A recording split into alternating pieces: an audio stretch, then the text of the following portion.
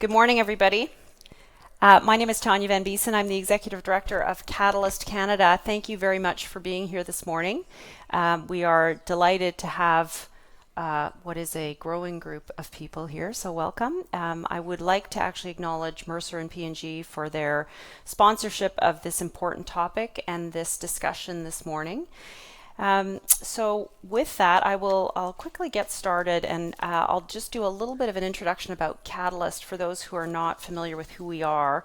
We are a global not-for-profit. We've been around since 1962, and we work with organizations all around the world to build workplaces that work for women. We are a research-based organization, so we do fact-based, peer-reviewed, academic quality research that we then turn into tools and actions in order to affect systemic and cultural change within workplaces. So at Catalyst, we affectionately say, we don't work with the women, we don't work on the women because the women don't need any changing, it's the workplaces that need changing. So thank you, that's what we focus on. So we are here today to talk about how workplaces have changed in the wake of the Me Too movement. And what I'd like to touch on this morning before we bring our panel up is I'd like to highlight some of the steps forward that workplaces have taken and also discuss some of the areas where perhaps we haven't made progress at all.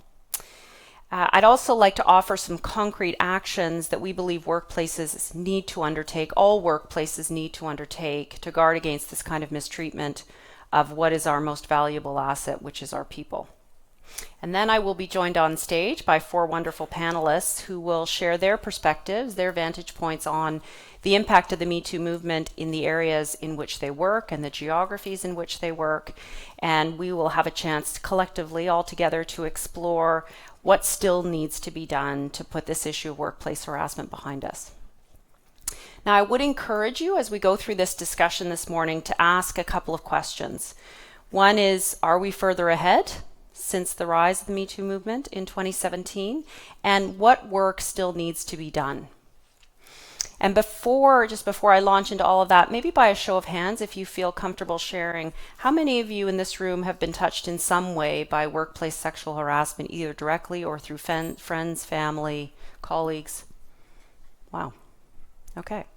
Clearly a conversation we still need to be having. Thank you for sharing that. So, there have been a number of sessions about the Me Too movement at Women Deliver 2019. Forgive me if I repeat a couple of factoids, but I do think that they're relevant and certainly worth repeating.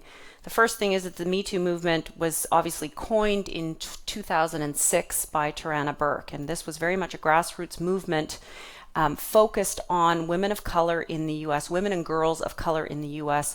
who were subject to not only workplace sexual violence and harassment, but also sexual violence and harassment in their homes and in their daily lives. And then the hashtag #MeToo exploded in 2017, which was sort of started as a Hollywood thing by Alyssa Milano. And that served to highlight just the very pervasiveness of gender-based violence in both well-known and high-profile workplaces, but also in these marginalized sectors that were largely invisible to public scrutiny. So this movement highlighted many, many important things, too many for me to list off this morning, but there are a couple that I think, I know I want to highlight. So while the data varies by country, I think it's safe to say that over 50% of women in any country have been subject to workplace sexual harassment, and over 80% of women say that they have actually undertaken efforts to avoid some kind of unwanted sexual attention in their workplace. So that's number one. Number two, and this is pretty obvious by the show of hands, but you have a far, far, far greater chance of being affected by sexual harassment in the workplace than you ever do of becoming a CEO. And we need to change that. And then I also want to mention that while women and girls are disproportionately affected by workplace sexual harassment, it does affect men as well. And there are men in our society, in our workplaces, in our friend groups, in our family groups, who may have been affected by it as well. So I think that that's something important to keep in mind. Now, in 2017 and 2018, we witnessed this global movement of women who used social media to claim their power and expose harm.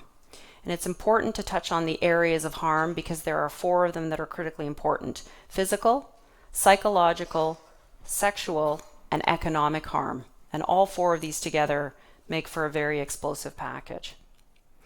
Now, every region of the world developed their own way of telling their story through social media. So we obviously know about the hashtag #MeToo. We're using it today. But Ni una menos, Balance ton port in France, Primero Asedio, or Asedio, I'm going to try and do my best here, Babaeko, Mosque MeToo, and With You 6 are just some of the other hashtags that were used around the world. And women were using this collective voice, this collective power to serve notice on their abusers and say that time's up. All of that seemed very positive. But since that time, there seems to be a bit of a change in the tide, and recent polls are now showing that some people think that the Me Too movement has gone too far and that it's overreaching. Now, whether you believe that to be true or not, and I'll encourage you to think about that over the course of our discussion, I would say that one thing is clear, and that's the work environment today is different from what it was 12 to 18 months ago. So if you sexually harass or assault a colleague, an employee, or a business contact today, your job will be at risk, we think. And that's one of the things we're going to explore with the panel.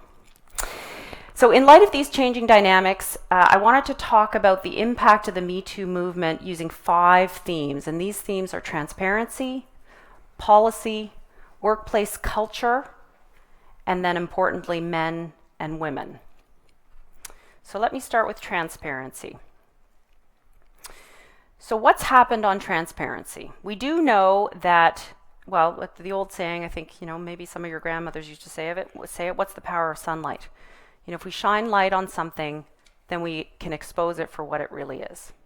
So I think the Me Too movement has helped us to do that, because we do know that the number of reported cases of workplace sexual harassment has grown, as has the number of cases of people accessing legal help to deal with these issues of sexual harassment. We also know that historically it's been very, very difficult to win a sexual harassment case, and that is changing, albeit slowly. So consequently, women are more likely to speak out now if they're experiencing gender discrimination or workplace sexual harassment, and men also say that they are more likely to speak up if they observe these issues of gender discrimination or sexual harassment in the workplace. So that's good. It feels like it's a new day. It feels like women are being believed more so than they were before. And it feels like women are no longer being silenced through slut shaming, frankly. However, retaliation remains a gigantic issue.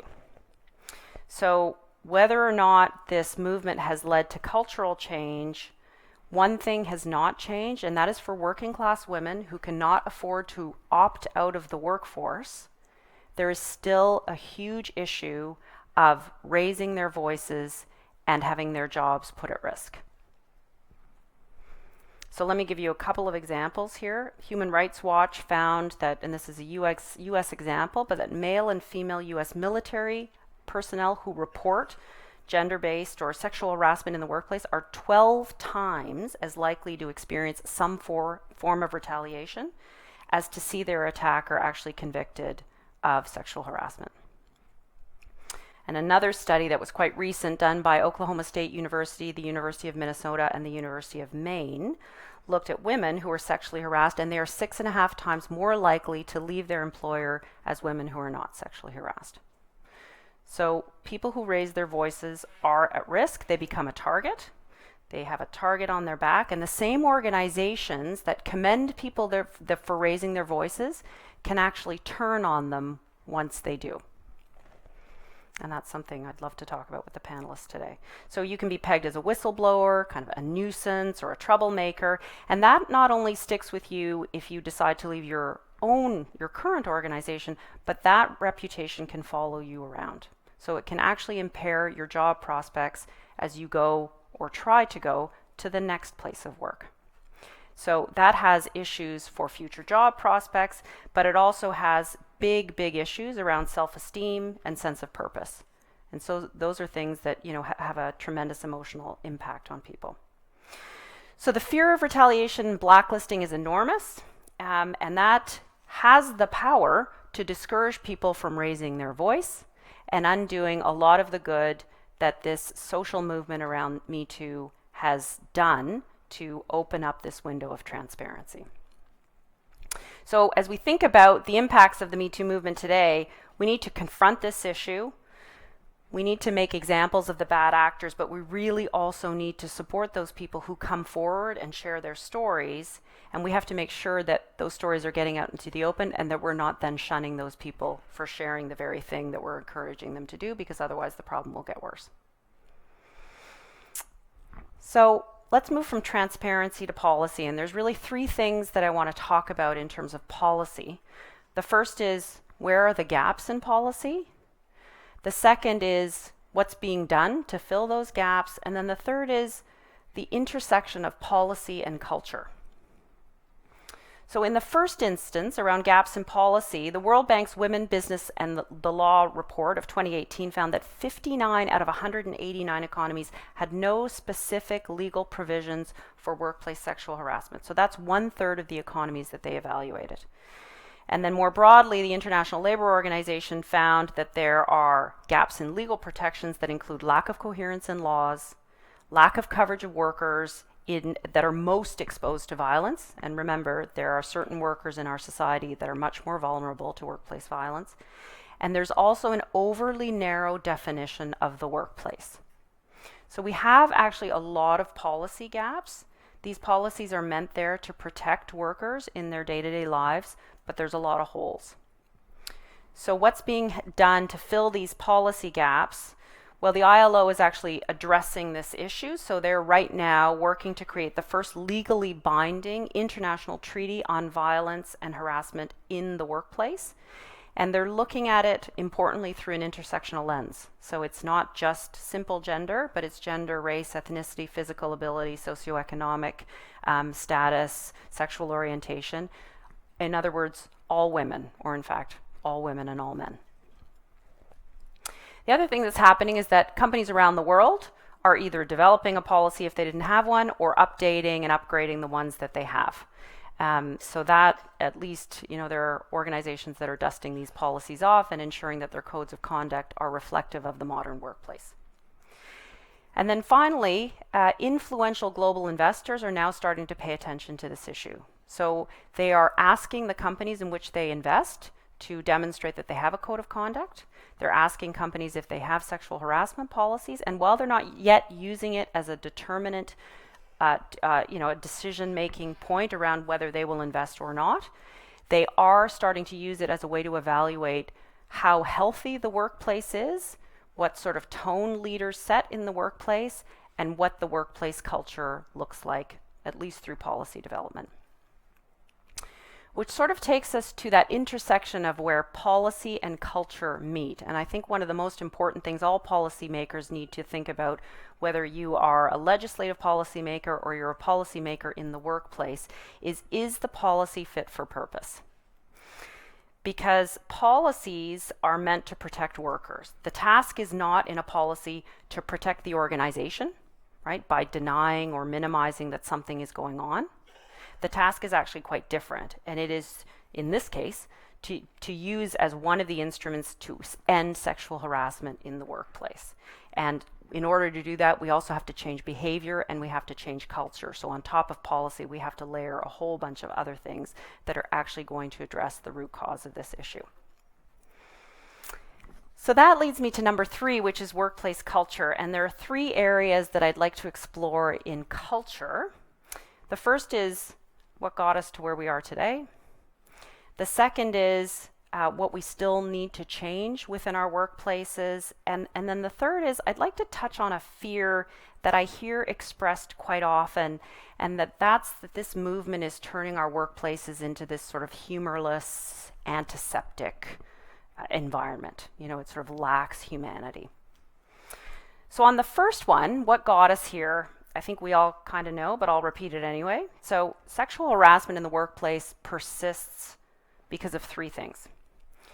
It's the sense of entitlement that some men have towards the women that they work with.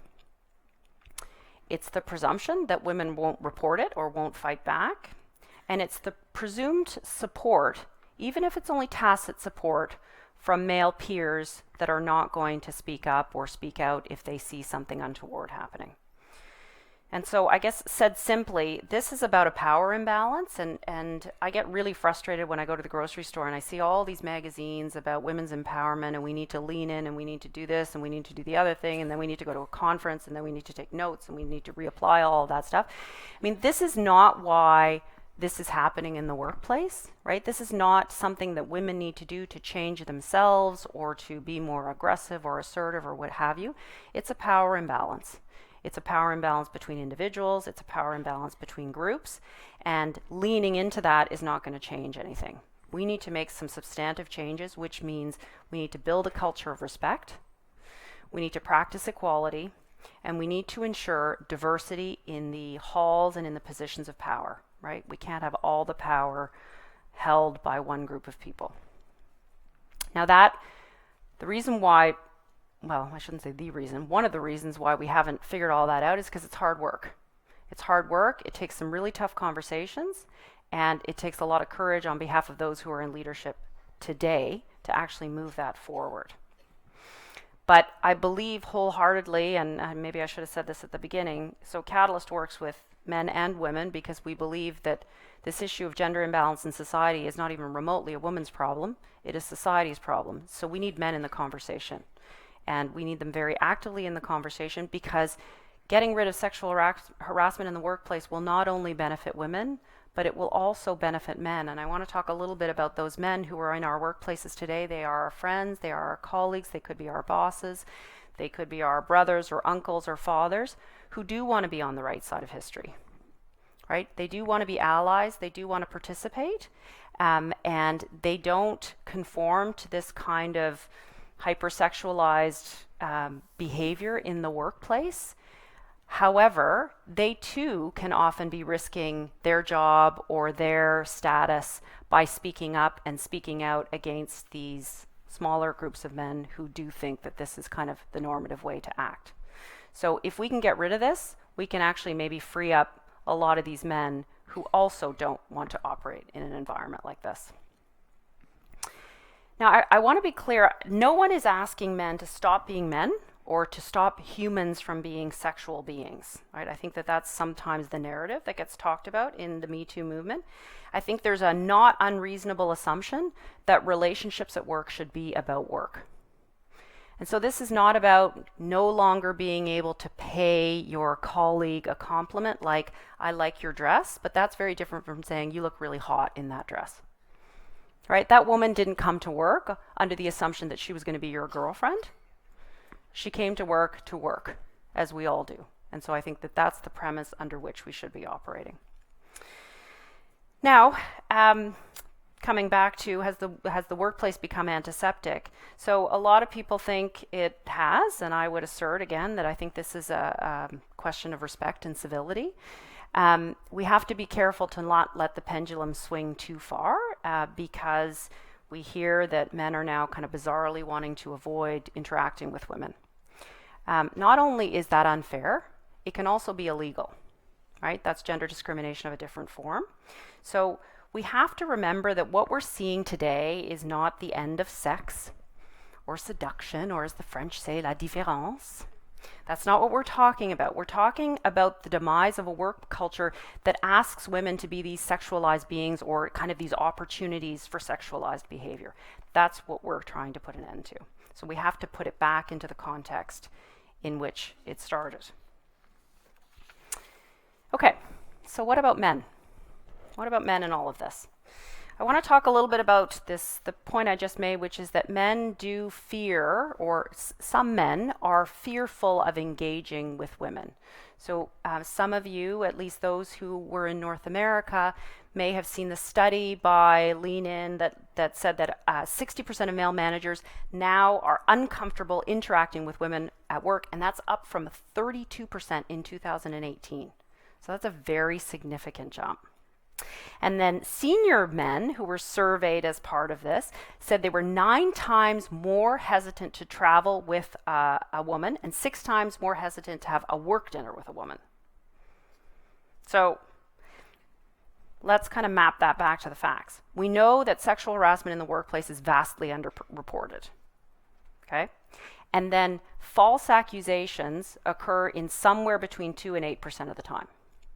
So there's actually a very, very, very, very small chance that a man will be falsely accused. Now, if a man is falsely accused, that's a bad thing. I'm not suggesting that it's not. But somehow in the media, we've blown this up to be this gigantic thing that it is simply not. So I think that that's important to remember. And I come back to, so men as victims is something that a lot of people talk to me about. And I think, as I mentioned earlier, men have been victims as part of this. There are men that have been victims of sexual harassment in the workplace. But I think through some of the narratives and some of the media, there are some men who have decided they are victims of this entire movement. Right? So I had someone ask me the other day, how is it possible that everything we've learned from the Me Too movement since 2017, men are now the victims of this movement? And it's sort of an interesting thing to ask yourself and to ask your male colleagues. So we hear and read about the fact that men are fearful of being accused and ruined. Okay? But if you actually look at the facts, those men that have been accused have not been ruined. Their lives have not been ruined. They maybe lost their job, but that's a different thing. And we're also not talking about ruining anyone. That's not what this is about. This is about holding people accountable for their actions. So if you ever hear that narrative, I would really encourage you to change the language, because language matters in how all of these things get positioned. And then the third piece I want to talk about is men as allies. And I think this is, I was going to say in some ways, but I think in every way, the most important thing. There are men out there, and again, they are your brothers and friends and colleagues and fathers and uncles who want to be part of the right outcome. But they are fearful of saying the wrong thing at the wrong time, or being offside, or not quite knowing what to do. There's a sense of I'm silenced through fear. So that's where I think as women we can come in and actually invite them into the conversation in a safer way, because without them being engaged in the solution, this is going to be hard. I mean, if you look at the feminist movement and women talking to women, we've been doing it for a long time. We need men to be in the discussion, and this is no different, because men as actors and as bystanders, we need to make sure that they are very, very involved in this discussion. So that brings me to the final thing, which is women. And obviously there's been a huge impact on women, which has been really the whole discussion of the Me Too movement. But what I want to focus on today, very importantly, is what I would sort of refer to as the forgotten women. So it's the intersectionalities, right? It's the race, ethnicity, it's socioeconomic background, it is physical ability, it is sexual orientation, it is job status. There are so many factors at play here, and I'm gonna unpack 3. I've just listed a whole bunch. I'm not going to go into all of them because I want to make sure we get to the panel and the discussion. But let me unpack just 3 of these, and let's start with race. And Tarana Burke, right? The movement started by a woman of color for women of color, and yet still today, well, look at me. I'm a white woman up here talking about this. I'm glad to see at Women Delivered that it's not just white women, but today we still know that women of color are more vulnerable to sexual harassment, and yet they are less likely to be believed when they come forward. Okay, number 1. And that's important for all of us to remember as we think about policy development and how we move forward from an action perspective. Where you work and your work status is really critical. And in 2017, when we had the Time magazine thing, you did see farm workers there, you saw women working in hotel rooms. I think that was a story then. I'm not sure enough of that story is carried forward. So domestic workers, farm workers, people in precarious employment, people who are in casual forms of employment or short-term contracts, those are all people who are more vulnerable to these kinds of abuses, and they have far fewer protections because they don't often work in formalized or highly structured workplaces. And as we move forward, in the economy, so in the technology revolution, we will continue to have more and more, gig economy type workers who are in very unstructured work environments without protections. So that's one thing we need to keep in mind. And of course, we will always have workers on the front lines, whether they're in car plants or in hotel rooms or in McDonald's, that need to be protected. So we've got to keep all of that in mind as we think about actions. And then sexual orientation I'll touch on as a third. So members of the LGBTQ community are more susceptible to these kinds of treatments, and they have less access to the powers of justice to deal with them. So those are three. Again, the list is probably as long as my arm, but I just wanted to highlight some that I think are particularly acute in our workplace. So I'll say it once, or I've said it once, I'll say it again, that workplace sexual harassment is a matter of power, and until we close that power gap, we will continue to deal with this issue. And I'll quote the American legal scholar Catherine McKinnon, who I think said it best, and she said this: "Power is being believed, no matter how little sense you make and how little evidence you have. Powerlessness is not being believed, no matter how much evidence you have and how much sense you make." Okay, so how do we move forward? Organizations, leaders, they all have a role to play. So there are really 4 actions that I want to touch on. This is work that Catalyst has done and that we work with companies on every day. So the first is prepare. You got to take a look, you got to review and update your organization's sexual harassment policy and make it clear that everyone is subject to that policy, regardless of their title, their level, what have you. You got to think smart. And this is where you really have to recognize that employees are not all equally likely to be subject to sexual harassment, right? That's where you have to look at the intersectionalities and the work levels. And you got to make it fair and easy. You got to make sure that there's an impartial investigative process and multiple channels for reporting this kind of behavior. 2, you've got to prevent. So 0 tolerance policy and be crystal clear about it. 2, you've got to get smart, and this is really around the training, and it's important for people to know that there are multiple forms of sexual harassment, and they are patronizing, taunting, and predatory. We talk mostly about predatory, but patronizing is these sexist but non-sexual comments, gestures, or kind of condescension. Taunting is more sexual gestures, physical displays, and overly personal comments that create sort of a sexually hostile environment. And then predatory is what is most often talked about, which is threatening. It could encompass sexual solicitation or promises or threats or even forced sexual contact. Respond. So you got to take all complaints very seriously and respond in a timely way. And then lean on me. You've got to make sure that both the target and the complainant, that there is some support for them, okay? Because at the risk of there being a false accusation, the target also needs to be supported. That has to be present. And then finally, transform. And this is the most important because, again, policies can only do so much. So be inclusive every day. Promote a culture of inclusion and respect for all of your employees that does not tolerate this kind of behavior. Make no excuses, and this is an interesting one. So one of the things we really encourage organizations to do is look at their policy around alcohol consumption, because often these things happen where alcohol is present, and that becomes this default excuse. So that's something very important to look at. And then finally, and most importantly, remember that this is up to all of us. So we all have an accountability. We are all participants in a system that either shows respect for others or does not show respect for others. We are not necessarily actors, but we are bystanders, and we need to be able to use our voice and share that and raise that on behalf of others where necessary. So with that in mind, I'd like to invite the 4 panelists up.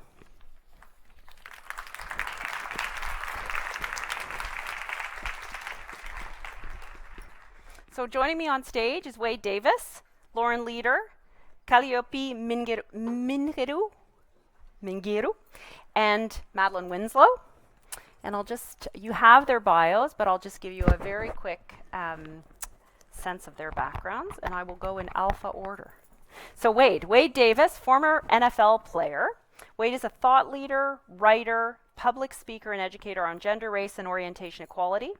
He is the NFL's first LGBTQ inclusion consultant, and he currently consults not only for numerous sports organizations and leagues, but also corporate workplaces, and looks at the issues of intersection of sexism, racism, and homophobia. Welcome. Sitting next to me is Lauren Leader, who's an activist, thought leader, and author on diversity and women's issues. She's the co-founder and CEO of an organization called All In Together, which we're going to talk about today, which is a nonpartisan organization training a generation of American women on civic leadership.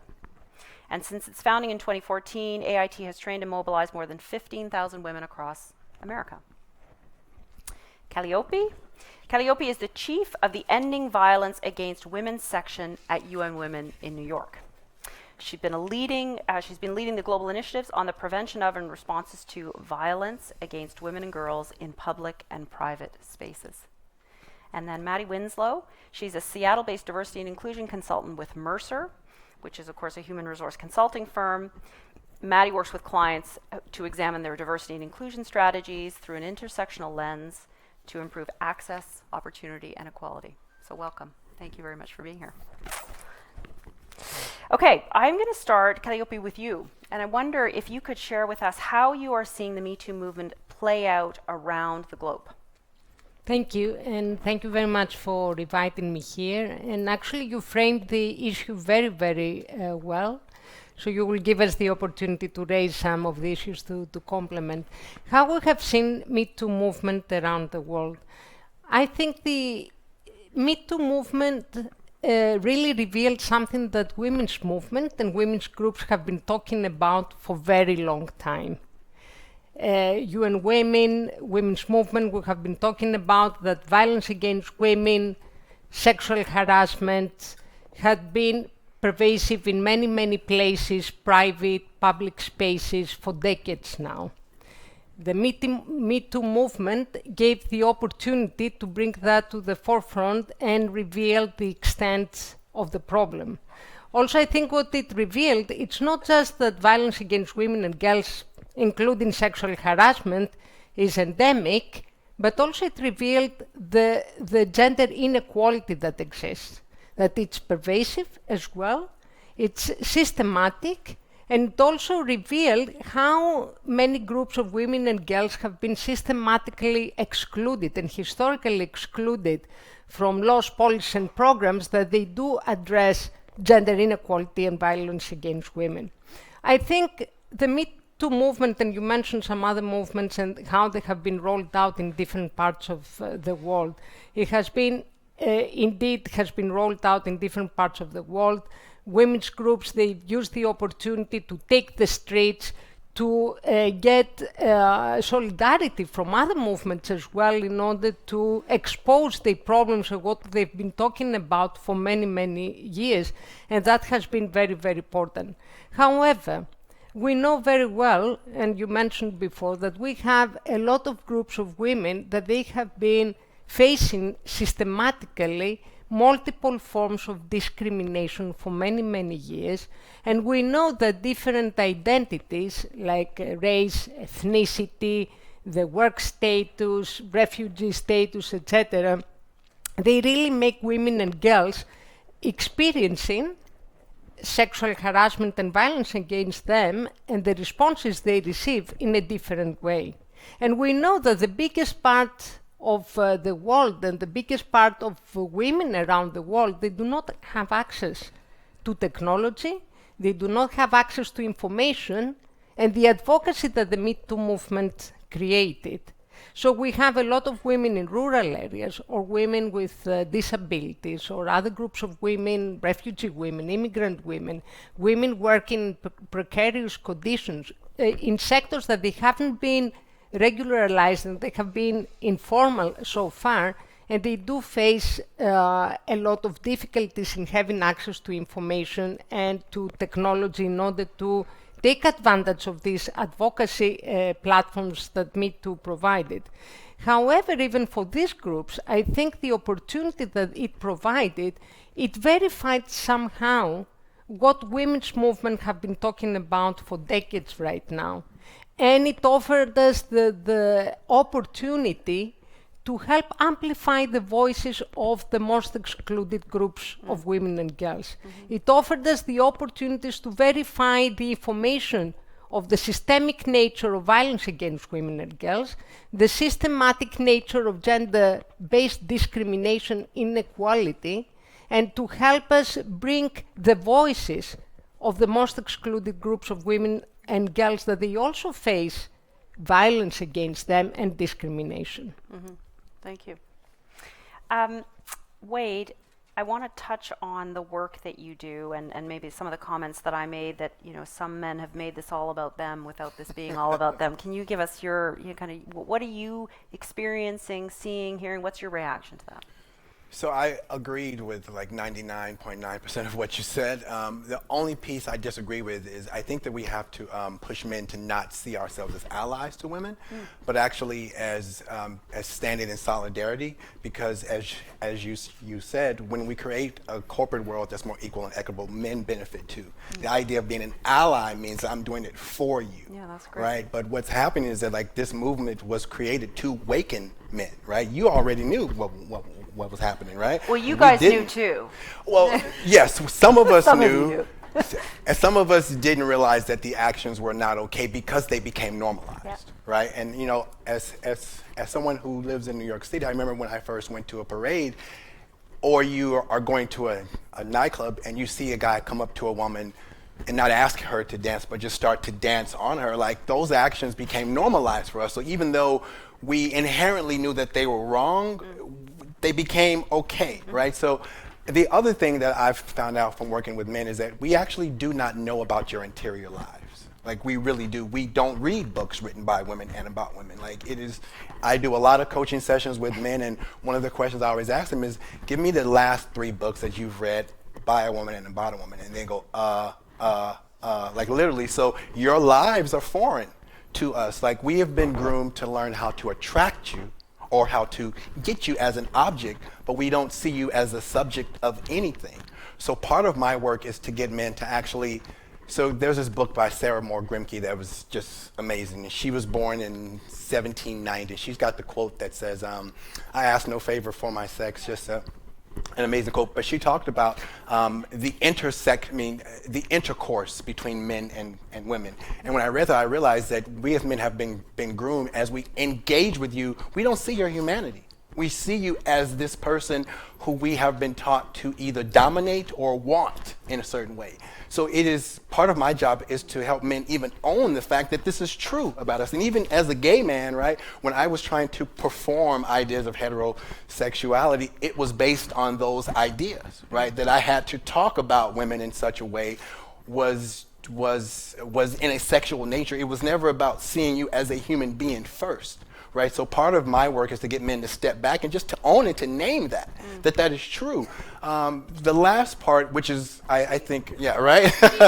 I learned that from reading work by you all, so thank you.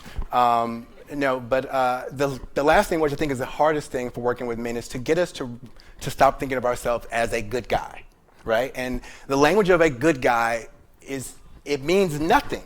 Right? Like the idea of goodness is an idiosyncratic thing, right? Yep. None of us are good or none of us are bad, but what we are human beings, right? And human beings make flawed actions, right? So how do we push men to own the fact that some part of us has been complicit in what you all are experiencing, whether we've been an actor, and most of us have, right?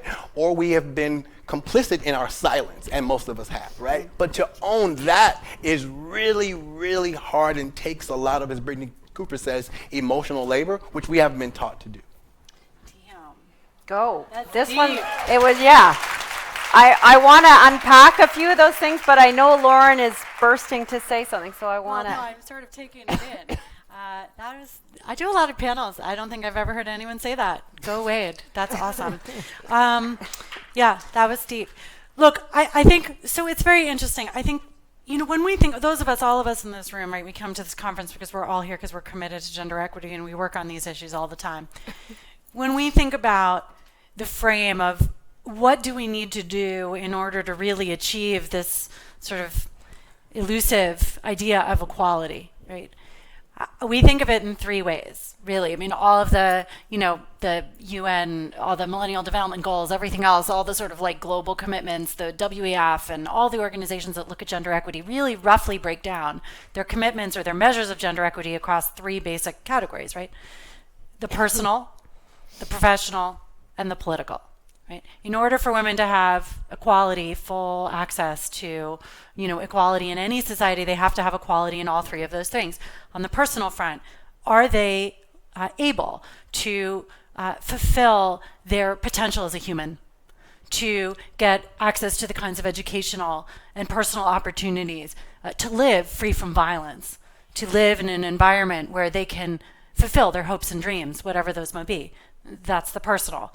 The professional is, can they make a living? Can they support their families? Can they have access to the same work opportunities that men may have, fulfilling their own professional aspirations, the ability to live in freedom economically, right? And then the third, which I will just say that certainly in the United States has been the one at the absolute bottom of the list, which most women of my generation have completely ignored for the last 40 years, is the political. And that is the extent to which women are equally represented in the seats of power at the decision-making table, are ensuring that public policy in their communities is reflective of their issues.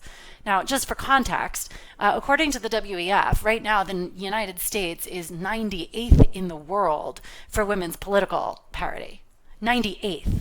Right? So there are 97 other countries in the world that are doing better than the United States in terms of women's political power, and we're 51st in the world overall across all of those measures.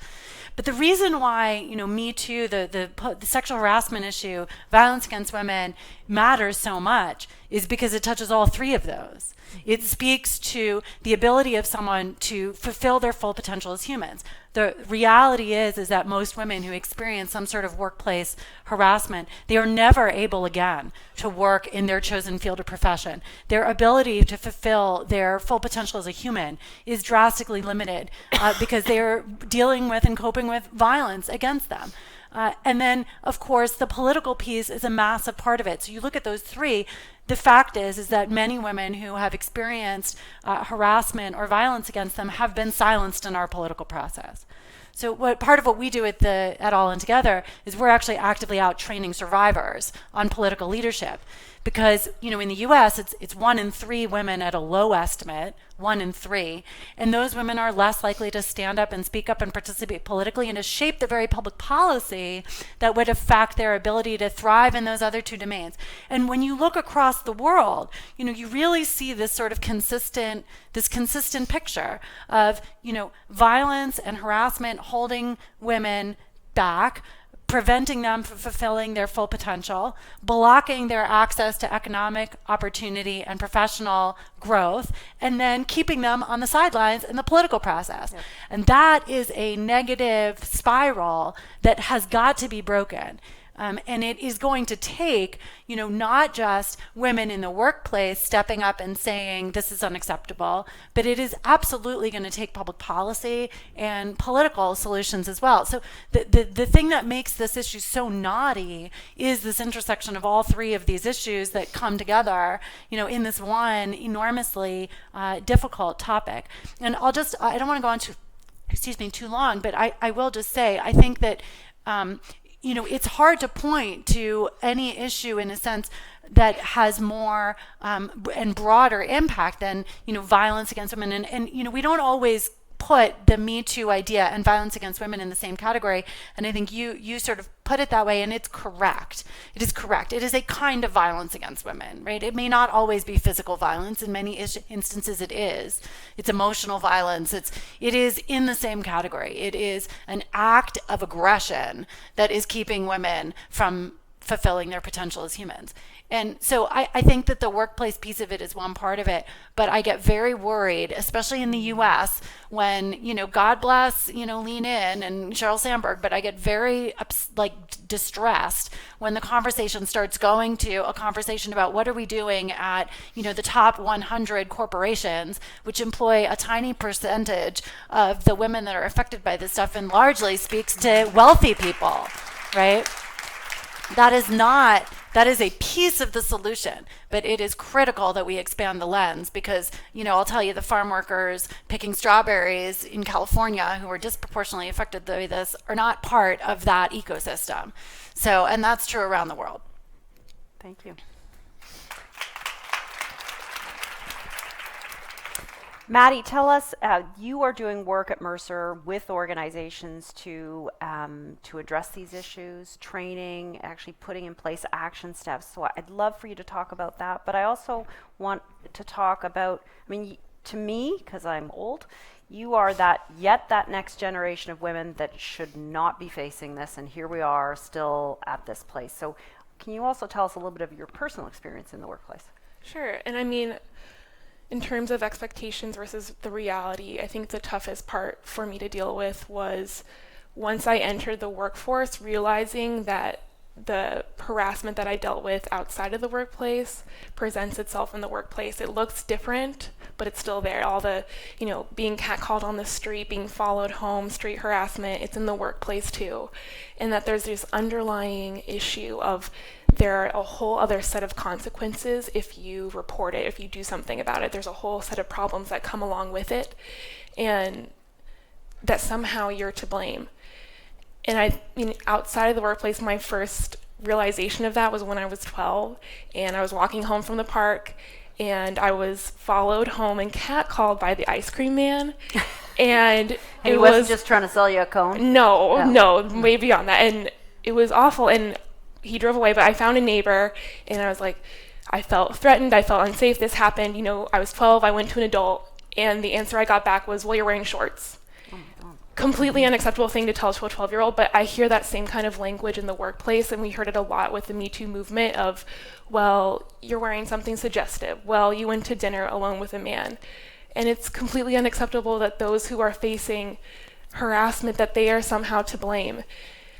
And I don't know if it's that people want to put people in a blame box or something and explain it away of saying, okay, well, if I don't do X like they did, then that won't happen to me, and to remove themselves from the problem. But that's not what we should be doing. And I was recently reminded actually of a TED Talk by Jackson Katz, and if you haven't watched it, I highly recommend it. And it's all about the language that we use.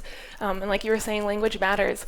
And the language that we use when we're talking about violence against women, of rather than saying 1,000 women were raped last year, why aren't we saying 1,000 men raped women last year? Why aren't we changing that kind of language, right? To put the accountability on those who are acting in a predatory fashion. So I've been grappling with that, and also, like you're saying, overcorrection now, that we're seeing that men are afraid to sponsor women, to put women on a project, to travel alone with women. And we're at the largest conference in the world for gender equality, and how many times have we all heard that we're 108 years away from gender equality? That if we're going to keep doing this overcorrection and men aren't going to sponsor and mentor women, that is going to push us back decades.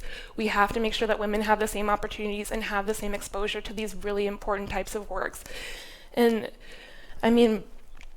overall, for sexual harassment, my expectations in the workplace were that there would be a very clear policy of what sexual harassment actually is and how to actually report it, that there would be your job would be at risk if you were a sexual harasser, and that overall employers would actually care about the safety and well-being of their employees. And that was my expectation that we saw. That's not the reality, and I don't think my expectations were unreasonable. And though we did see that Gapminder presentation yesterday, that things are more optimistic than we sometimes think. So I'm trying to think about that my workplace is still better than the workplace that my mom was that she faced in the workplace, generations before me. So this victim thing is really, I think this is really a topic worth talking about, and especially because we have Wade here. And I think this question, no, seriously, because he delved so deeply into this. Look, we have had a narrative, and I thought you really hit the nail on the head with that. We have had a narrative that is enabling men who behave in atrocious ways to be set up as victims of an unfair system that is accusing them. And obviously, a huge piece of that for us in the U.S. was the Kavanaugh hearings. And wherever you land on that, and interestingly, I run a bipartisan organization. I have Republican and Democrats on my board. I'm one of the few political organizations in America that has it. And a number of my board members are very, very close to Kavanaugh personally, have very deep relationships with him, worked with him in the Bush administration, know, trust, and love this man. And so wherever you stand on whether you believe him or don't believe him, to your point, the structure of what happened on this big global televised stage was a victim narrative on every side, right? It was, he was a victim, she was a victim, everyone's a victim, right? It so diverted any focus from responsibility and responsibility for,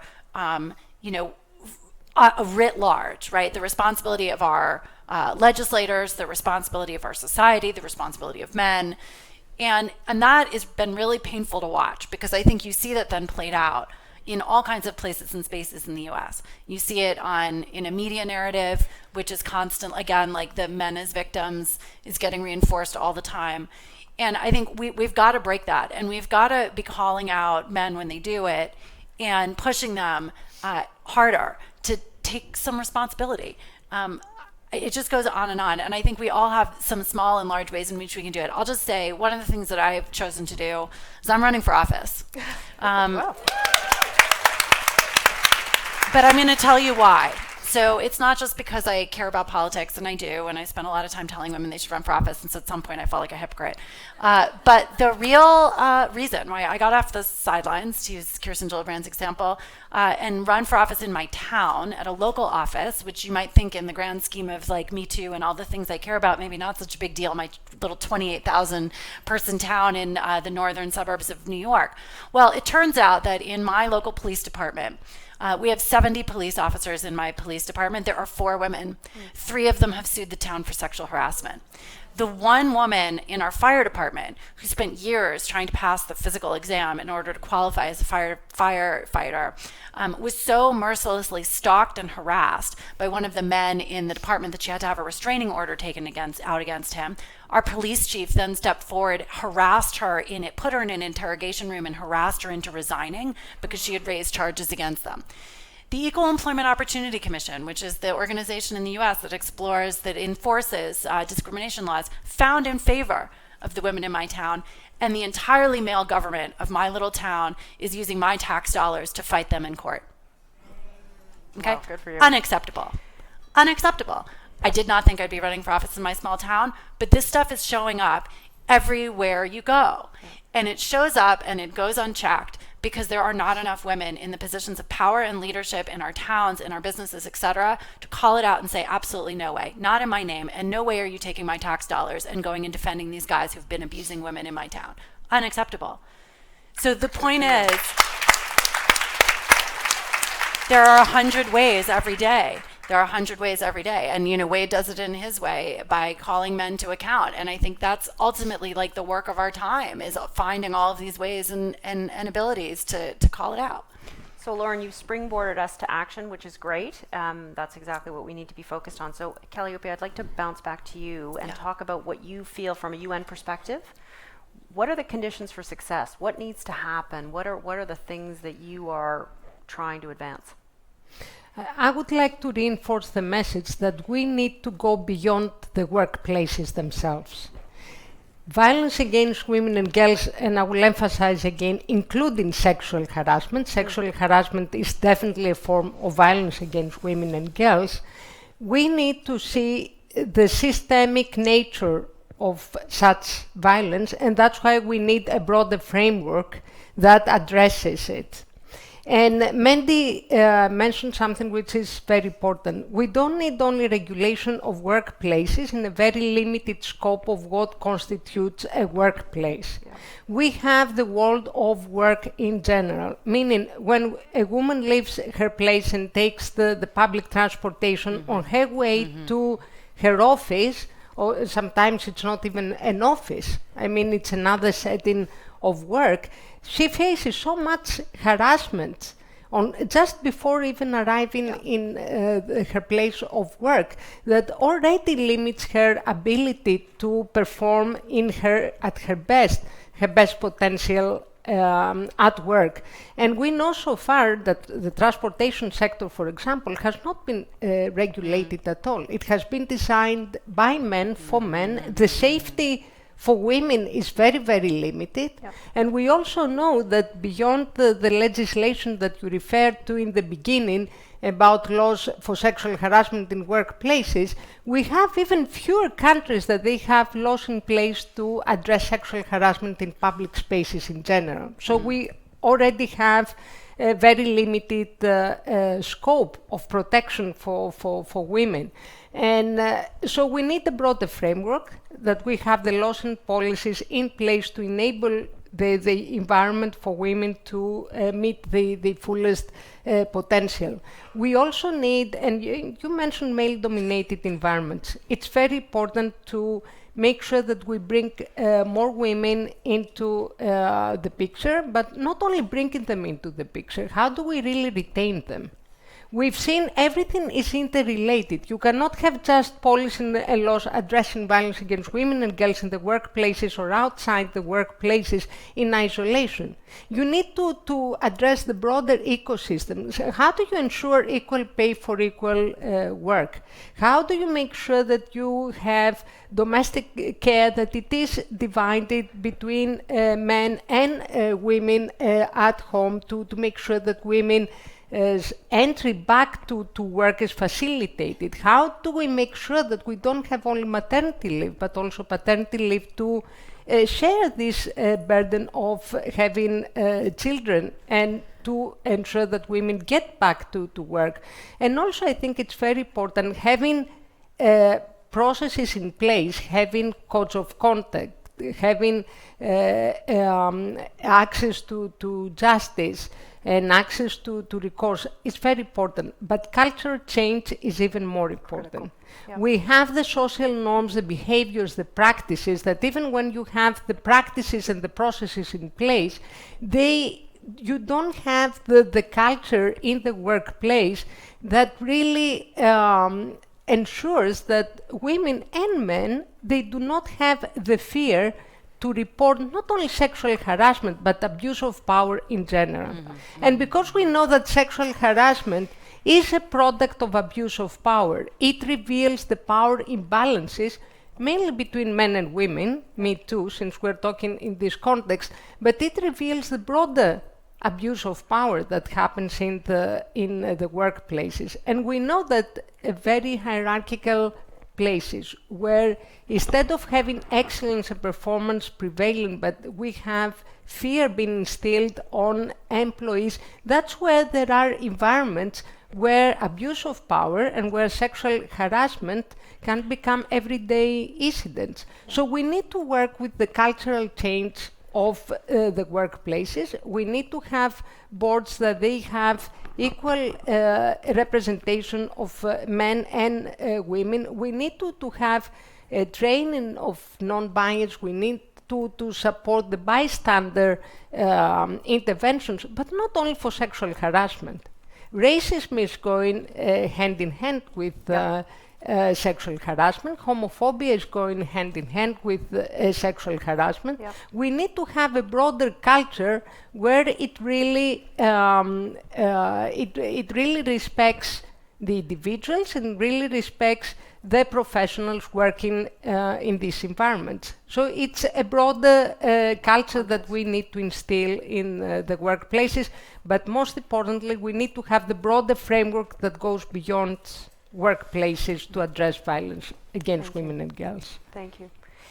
Wade, I would echo what Lauren said. I've never heard a man put it so plainly, so I'd like to unpack some of what you shared with us earlier and tell us how are you having those conversations with men, and how are you moving them to a higher level of awareness and ideally action?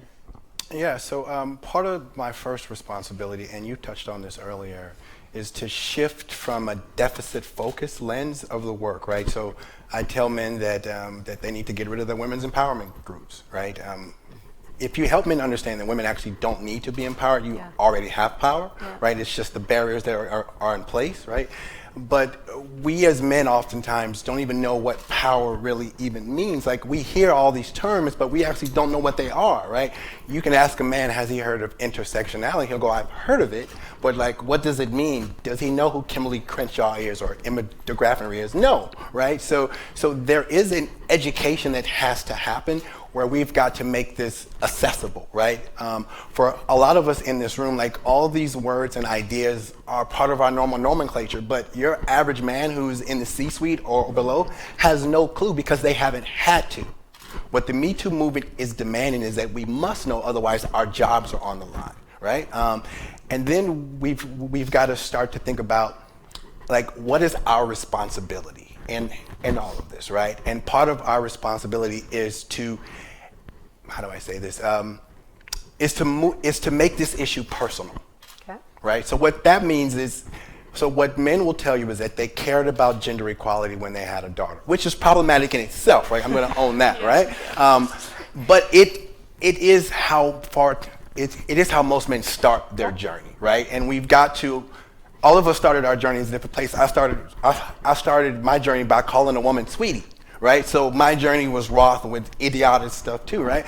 So once we can figure out, okay, how do I get a man to start his journey, then we can help him understand the idea that you had a daughter now is a form of benevolent sexism, and maybe we should unpack why your wife or your mother or just women in general, right, should not be a reason that you care. But we actually don't know, and it may sound interesting to y'all, but really men are not reading any of the literature, any of the books, anything that you all have read, we have never read. And I mean that honestly, and I'm not trying to be clip or anything, but it is true. So part of the work is to educate us, right?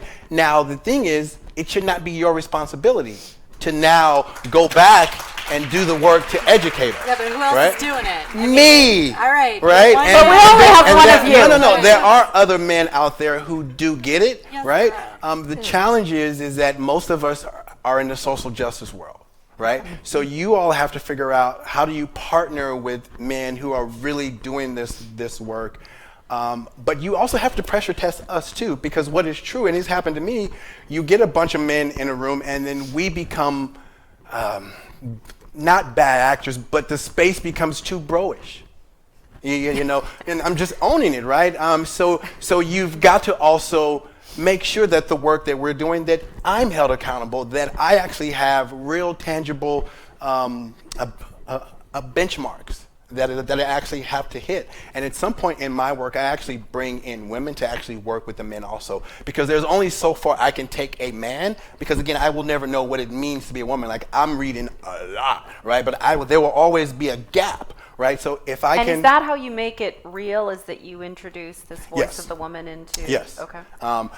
But men won't be honest out of the gate. Yeah. You know, with a woman in the there's room. fear. There's just not going to be. Well, there's not just fear. It is just to look at ourselves in the mirror. You know, if you all were to go home and ask your husbands, how many of them, or your brothers, what have you, how many of you have in their lifetime sexually harassed a woman? They all have. Like, that is true. But we don't think about coming behind a woman in a club dancing on her as harassment.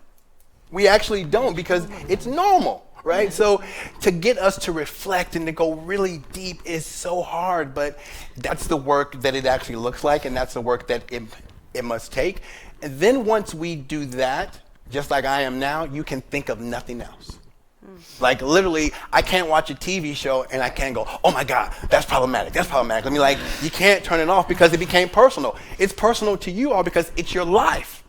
It's your life, but I realize it's my life too, because we're actually not that different, right?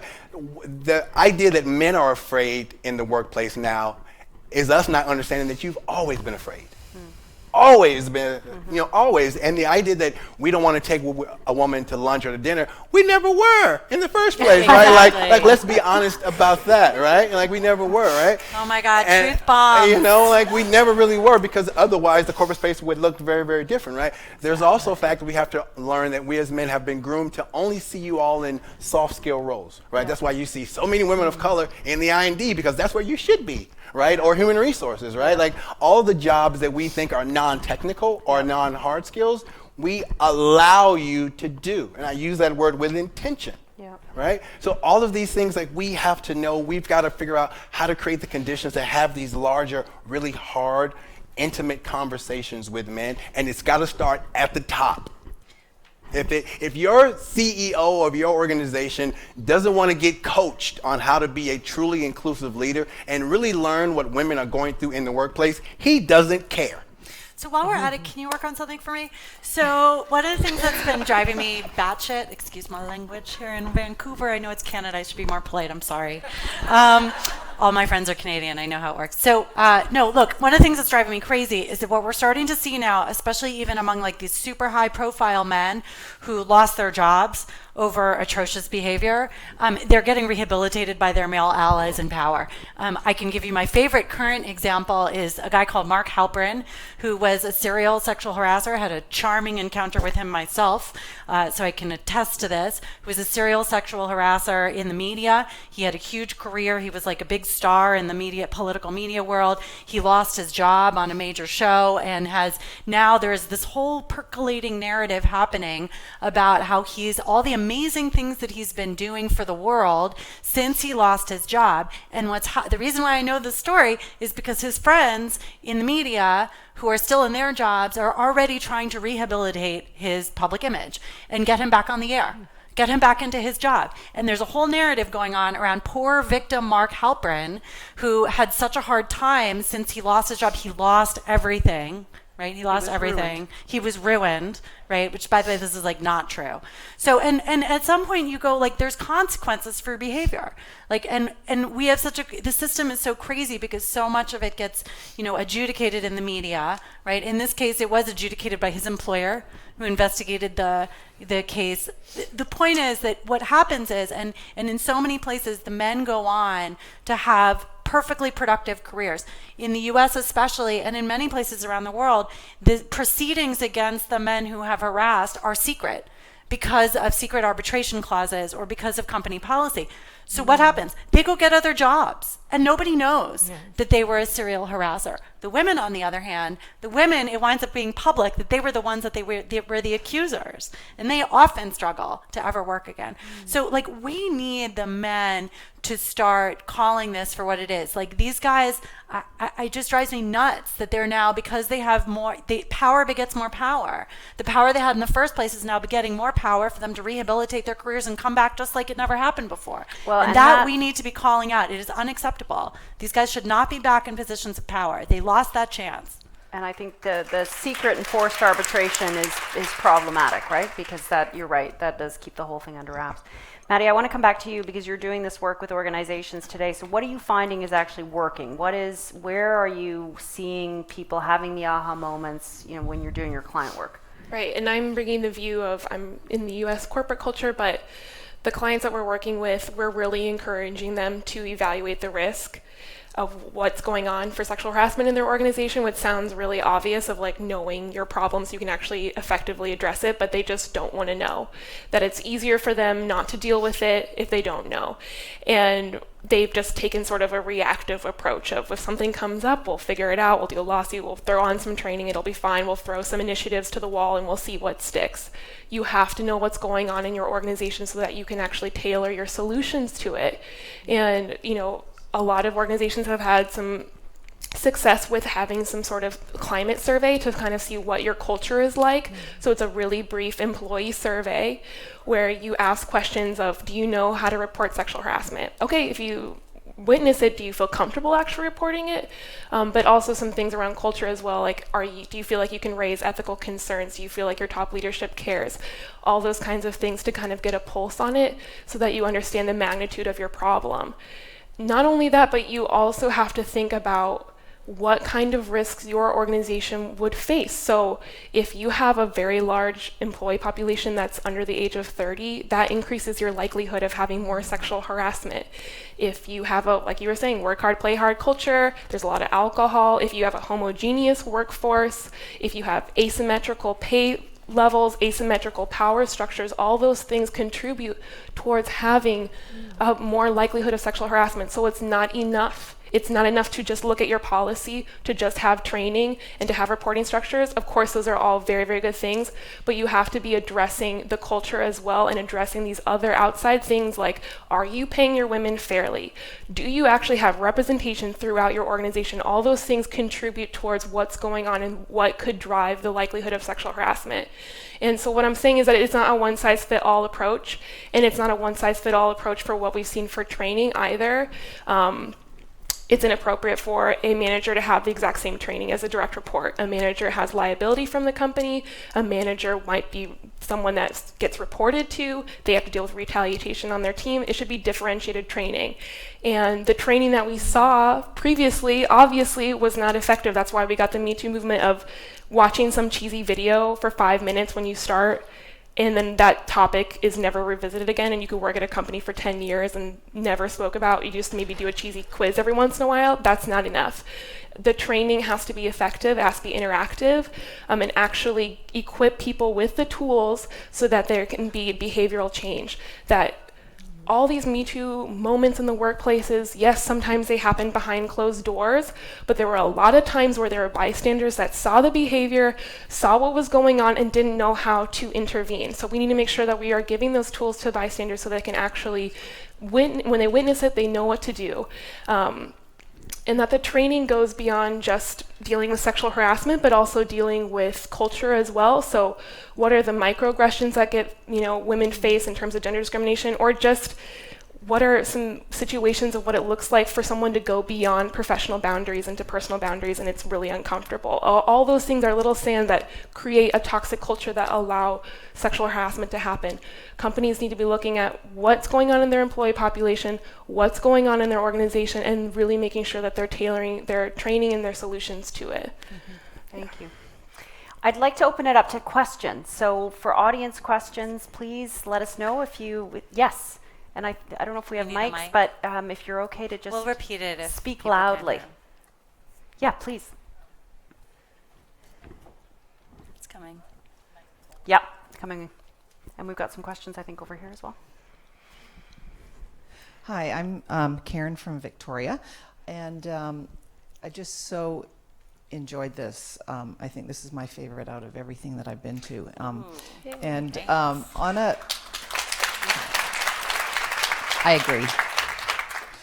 On a personal note, my sister, Krista Carley, was an amazing advocate for systemic sexual harassment in the RCMP, which is the Royal Canadian Mounted Police Force. And I'm wondering if I can give them your cards to work as a group with the RCMP force to reignite their conversation to address systemic sexual harassment, because this will allow the members to feel safe at work before they get out to do the police work that we rely on. And sadly, my sister killed herself last July, and so I'm hoping to continue her advocacy. So thank you very much for this. Thank you for sharing that. I'm so sorry. I think we had a couple of questions, 1, 2, and then a couple back there, and I see one at the back of the, couple here. I'm so sorry. It's terrible. Thank you very much for this panel. It was really, really inspiring, and also one of my favorites as here. I'm Maja Staśko from Me Too movement in Poland. And well, I think that making the connection between work and Me Too is very, very important, actually the most important, especially in our system, which is capitalism and is made on work, very often on unpaid work or work that is not paid enough. And the reason why we have to connect that is that this is the base of that is the same. This is relations of power. Like we have employee and employers, and one side has full power, and other side has no power. They just serve their their time, their work, etc., etc. So this is very important. And also I think that from this Me Too movement, the history of that, which is not very long, but it has history. At the beginning, it was celebrities talking about, mainly celebrities talking about these perpetrators and showing that they can be also survivors. But working class women didn't do it so often. It wasn't so loud, and very often they didn't have conditions for that. Yeah. I talked to hundreds of women during that time, and they told me that they want to do it when they see all this screaming, like, let's do it, be together, like, reveal your perpetrator, show that you are not afraid of being raped, but they are afraid. They are afraid because they don't have conditions of life and work, and they have all these patriarchal relations. So we have to take into consideration work conditions and life conditions. And also maybe this is time in Me Too movement, like in this history of Me Too movement, to go back to what Tarana Burke did, and to go back to the working class women, and most of the women actually, and to go back to these relations which are not full relations of power like in the workplace, but relations of supporting each other, relations also of care work. Yesterday it was amazing panel about care work and domestic work, and maybe Me Too is the place where we should just change all system, not only take power from men or from anywhere, just share this power. Maybe this is the time for revolution. Maybe Me Too is a revolutionary movement. Thank you. I think we've got some questions. Yes? Hi. My name's Elizabeth Silva with the Asia Foundation. And Tanya, in your intro remarks, you mentioned that organizations should have a zero tolerance policy for sexual harassment. And I'm just wondering whether that is something that you and other panelists promote across the board. There has been some debate about whether zero tolerance policies are the right approach, given that there's a spectrum of different accusations, and it's sort of the same consequence for different types of actions.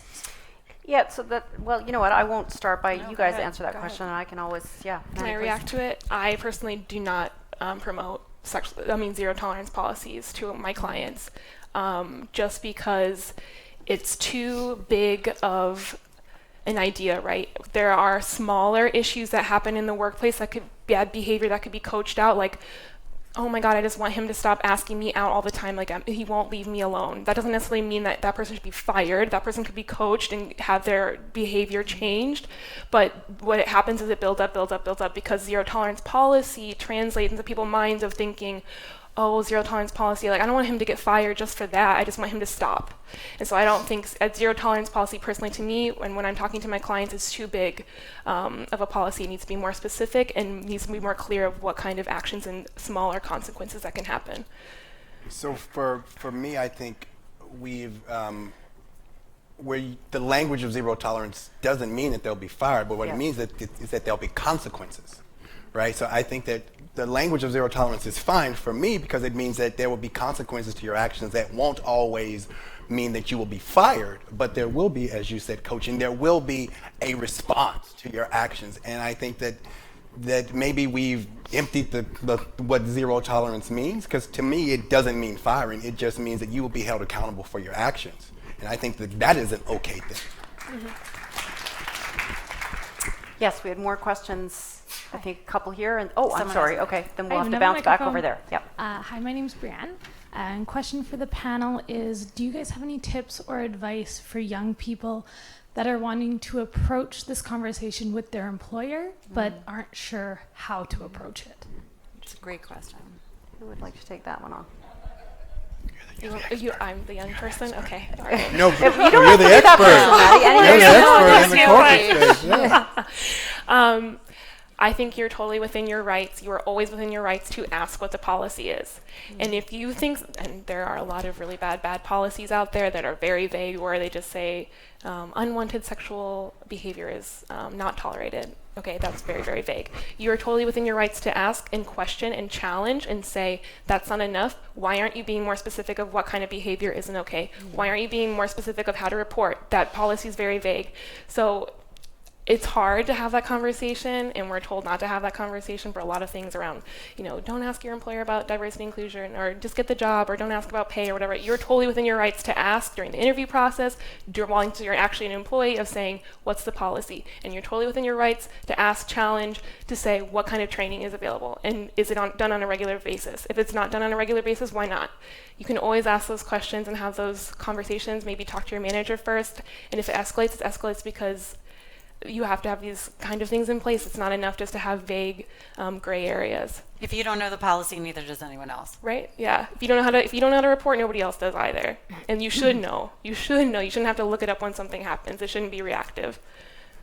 And the last thing I would add is I would email the questions so that you have a paper trail to protect yourself. You should also know your rights federally, locally, and in the corporation on your own, so that if something does happen to you, you've educated yourself. I wouldn't depend on my employer to educate you of all of those rights. Thank you. Okay, we're going to bounce back over. Yes, Yeah, my question is for Wade, who basically pointed out that what we need is a complete re-education of men. And if we start them young, if we start that with young boys, I definitely think we have a shot in hell. But if we're talking about the 65-year-old CEO who's never had to think about it his entire life, what are the chances? They can change too. What are the chances of changing those minds and those attitudes? So the way I think about it is it's always in my approach, right? So when I'm working with a man, whether young or old, I try to show up really curious, right? So I have three main rules. One is I never ask men why questions, only what and how questions, because I'm trying to get them to be specific. A why question is just too big, right? I need them to be specific because I need to know what they don't know. So right? what would be an example of that, Wade? So instead of asking, why don't you care about gender equality, you can say, how have you come to understand the challenges that women face in the workplace, right? Because again, I'm wanting him to be very specific, right? And also, why questions are for your therapist, and that's not what I do. Two is I make the commitment that we both have to be disinterested in needing to be right. When I'm trying to be open and curious, knowing that as I teach, I'll learn too, right? So it's a reciprocal process. And then lastly, can both of us be disinterested in thinking of ourselves as good people? Because no one's going to be honest with Jesus Christ, right? So I have to show up and own my historical mistakes or whatever also, so that he realizes that I'm also on a journey too, right? I may be a little bit further along, and I don't use language like woke because that word doesn't mean anything actually. Right? It doesn't mean like, who's more woke on this stage, right? It means nothing, right? It's just bull, right? So to show up with high levels of curiosity, and then to figure out, once you get to know this person, you have to figure out, how do I make this personal to this individual? That is the key. If you can understand them as an individual, you can figure out how to make it personal. I think we have time for two more questions. One here, and then there's one on this side of the room because we haven't had this side of the room represented.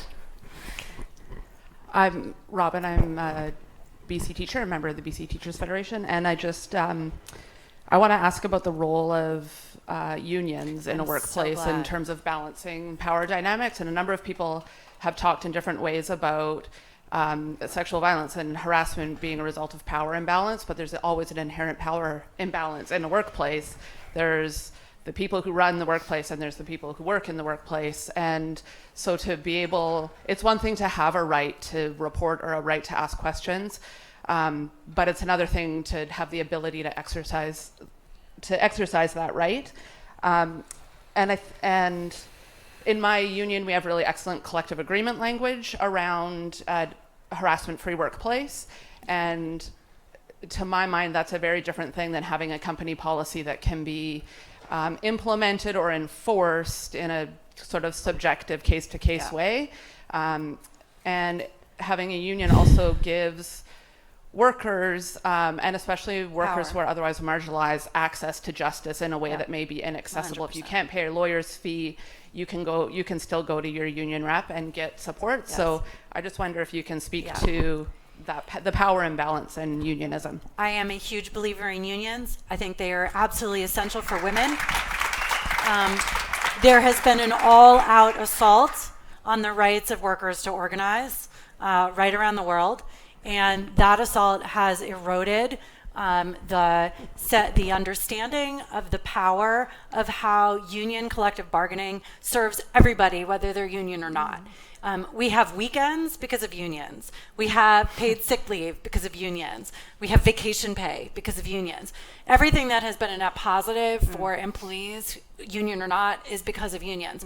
But unfortunately, the fact that unions in their organizing then challenge corporations and challenge institutions and challenge governments to be accountable means that they have also been public enemy number one.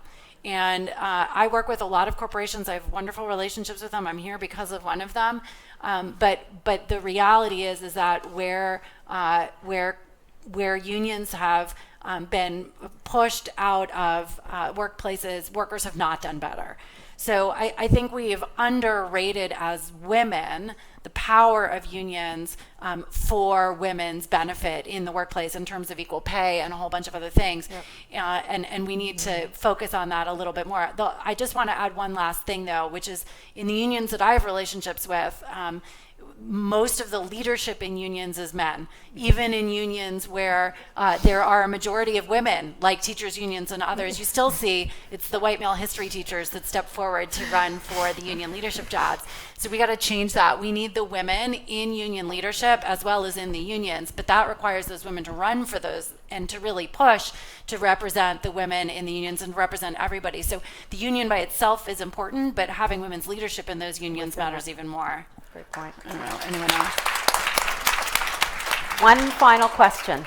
Hi, I'd like to actually build on that last question. I'm Vicki Smallman from the Canadian Labour Congress. I just want the women leaders from unions in this room to stand right now. So we're here. Oh, that's awesome. And we're not up on the podiums because we weren't invited to speak about the issues, which is something we'd like to address at the next Women Deliver conference. Good. But I do need to say, right, that to circle back, so thank you for the question and thank you for your response. I do need to circle back to the International Labour Conference discussions on the Convention on Violence and Harassment in the World of Work.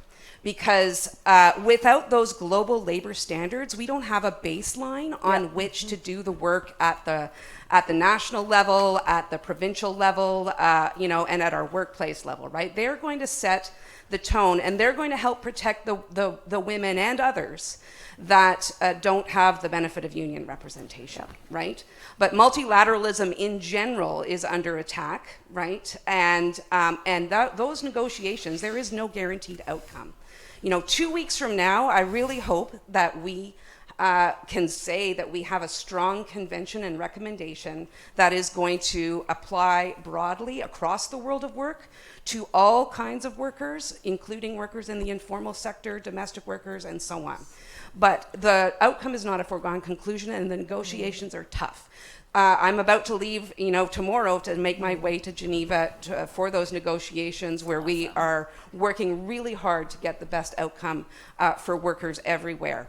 But what I need is for everybody in this room, and I'm saying particularly to the corporate leaders in the room, because your representatives in this tripartite body are not advocating for a convention and the recommendation.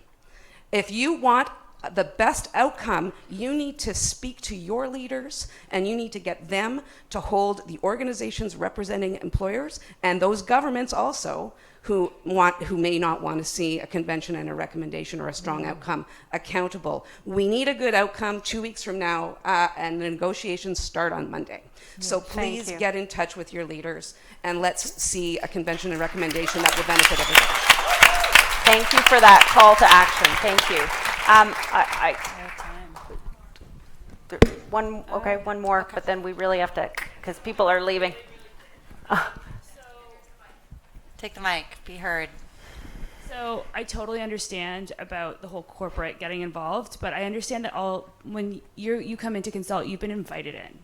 And I have worked in the male-dominated banking industry for 10 years, my entire career. And I have walked in and known that if I'm going to this event, I am likely going to be sexually harassed, and how do I make an exit plan through it? So through all of this, I've understood the power of dripping and slowly getting my idea out there.